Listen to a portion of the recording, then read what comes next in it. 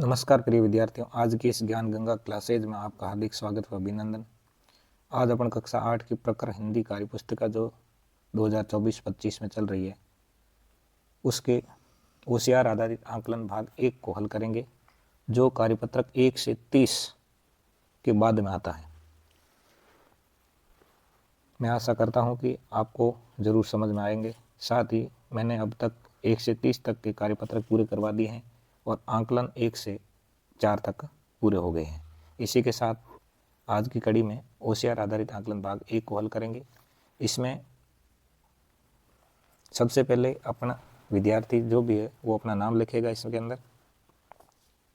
जैसे मैं मेरा नाम लिख देता हूँ गंगा विशन।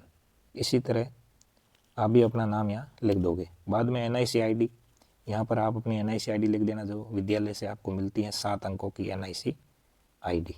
7 अंकों की जो NIC ID है वो लिखनी है।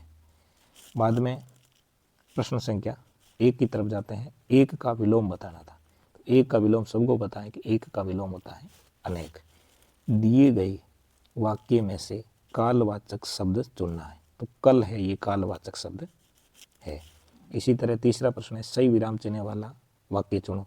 तो इसमें सही विराम चिन्ह है, वहाँ छुट्टियां शुरू हो गई। प्रश्न नंबर 4,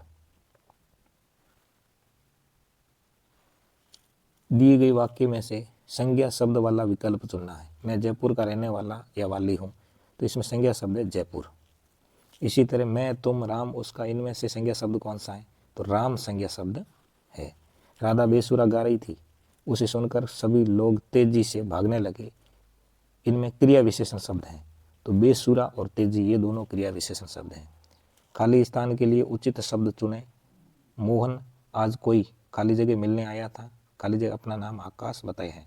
तो आज कोई तुमसे मिलने आया था और उसने अपना नाम आकाश बताया।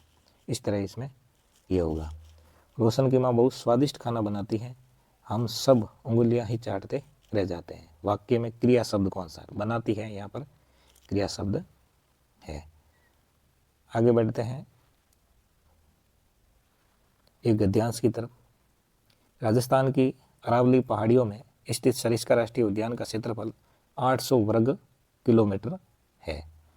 इस उद्यान में पशुओं की बहुत सारी प्रजाति है, जैसे तेंदुआ, हिरण, सांबर, चीतल, नीलगाय, जंगली सुअर, लंगूर, 4 सींग वाले मृग, लकड़बंगे और जंगली बिल्ली आदि। इस राष्ट्रीय उद्यान में 1979 में प्रोजेक्ट टाइगर की शुरुआत हुई थी और 1982 में इसे राष्ट्रीय उद्यान बनाया। यानी सरिस्का राष्ट्रीय उद्यान जो है, इनको 1982 में राष्ट्रीय उद्यान का दर्जा मिला था, जबकि ये प्रोजेक्ट बन गया था 1979 के अंदर। परंतु दुर्भाग्य यह है कि राष्ट्रीय उद्यान प्रोजेक्ट टाइगर का हिस्सा होने के बावजूद भी यहाँ क्या नहीं थे? बाघ एक भी नहीं थे। प्रोजेक्ट टाइगर भारत सरकार द्वारा 1973 में शुरू की गई बाघों को बचाने की योजना है। ये प्रोजेक्ट टाइगर जो है, ये बाघों को बचाने के लिए शुरू की गई योजना है। 1973 में शुरू की गई योजना है। इसके माध्यम से उद्यानों के बाघों को बचाने के लिए धन मिलता है। इसके बावजूद राष्ट्रीय उद्यान समिति सरिस्का के बाघों में को विलुप्त होने से नहीं बचा सकी। जानवरों के बिना कोई जंगल नहीं होता है।